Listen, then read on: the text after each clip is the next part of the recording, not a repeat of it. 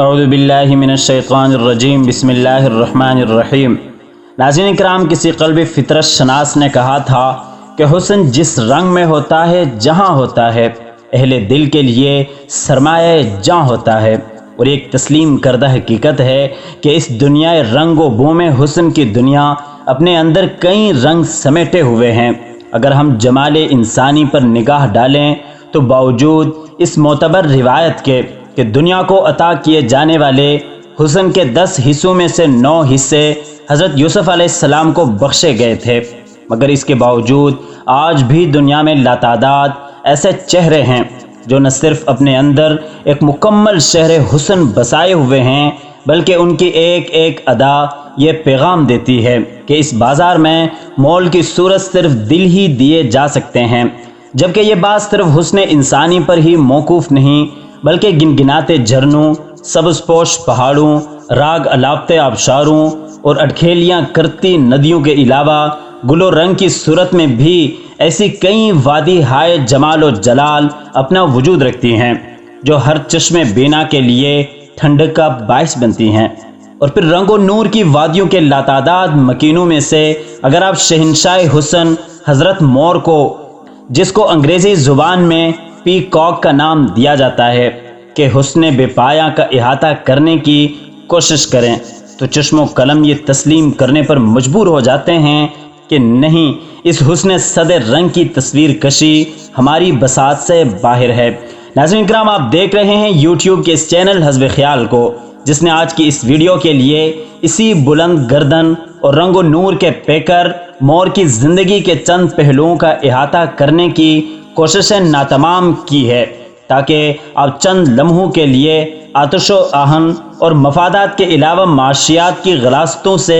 آلودہ ماحول سے کچھ دیر کے لیے آزاد ہو سکیں۔ معزز خواتین و حضرات، دیگر کئی پرندوں کی طرح دنیا بھر میں مور کی بھی کئی اقسام پائی جاتی ہیں، جن میں یورپی مور، افریقی اور پھر انڈین مور کا تذکرہ بھی ملتا ہے، لیکن ان سب میں انفرادیت اور حسن و جمال ایک قدر مشترک کے طور پر پائی جاتی ہے۔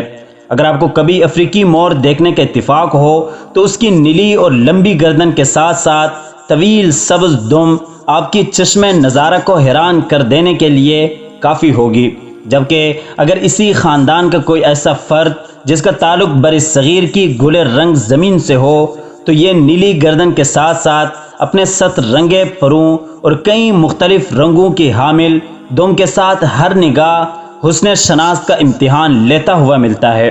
جبکہ ہمیں یقین ہے کہ یہ بات بھی ہمارے ناظرین کے لیے دلچسپی کی حامل ہوگی کہ دیگر تمام مخلوقات میں اگرچہ حسن کا زیادہ حصہ مادہ کو بخشا گیا ہے، لیکن یہاں صورتحال مختلف ہے۔ مادہ مور، جس کی دم نر کے مقابلے میں کہیں چھوٹی ہوتی ہے، وہ ساری زندگی ایک نگاہ حسرت کے ساتھ اپنے نر ساتھی کی طویل اور رنگوں سے بھرپور دم کی دیوانی رہتی ہے، بلکہ کہا جاتا ہے کہ نر مور کو جب بھی کبھی جنسی بھوک مٹانے کا فطری تقاضا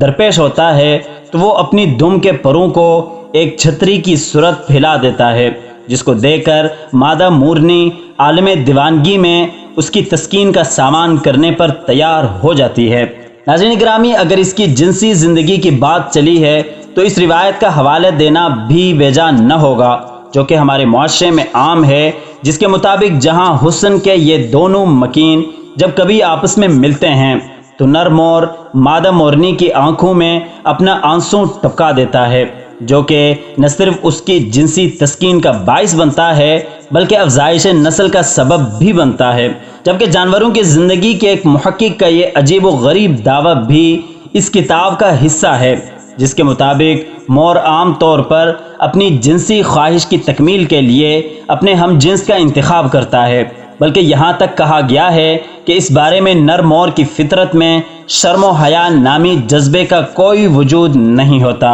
البتہ مادہ مورنی کے بارے میں بتایا جاتا ہے کہ جنسی طور پر بہت زیادہ شرمیلی ہوتی ہے، اور جب کبھی اسے اس تقاضے کو پورا کرنے کی خواہش درپیش ہو تو یہ صرف اپنے مخصوص دوست مور کے ساتھ ہی یہ تعلق قائم کرتی ہے۔ ناظرین محترم، محققین کے مطابق پرندوں کی دنیا کا یہ شہنشاہ حسن عام طور پر جنگلوں میں رہنا پسند کرتا ہے، جہاں پر یہ شب بسری کے لیے درختوں پر گھونسلے بنا کر رہتا ہے، جبکہ خوراک کے لیے اسے درختوں کے چھلکے، پھولوں کی کلیاں اور دیگر چھوٹے موٹے حشرات الارض پسند ہوتے ہیں، جن کی تلاش کے لیے یہ عام طور پر دن ڈھلنے کے بعد باہر نکلتا ہے، جبکہ بعض لوگ اس کی بے پناہ خوبصورتی سے متاثر ہو کر اسے اپنے گھروں میں پالتے بھی ہیں، اور بعض ممالک میں تجارتی بنیادوں پر بھی اس کی پرورش کی جاتی ہے، جس میں چائنا سب سے زیادہ متحرک رہتا ہے۔ ناظرین، یوں تو اس کی زندگی کا ہر گوشہ ہی حسن سے عبارت ہے، لیکن کہا جاتا ہے کہ اپنے بدصورت پاؤں دے کر آنسو بہانے پر مجبور ہو کر فطرت سے شکوہ کنا رہتا ہے، لیکن فطرت نہ جانے کیوں ہر پھول کے ساتھ ایک کانٹا رکھنے پر بضد رہتی ہے۔ دوستو، امید کرتے ہیں کہ ویڈیو آپ کو پسند آئی ہوگی۔ ویڈیو پسند آنے کی صورت میں دوستوں کے ساتھ لازمی شیئر کیجیے گا۔ اللہ حافظ۔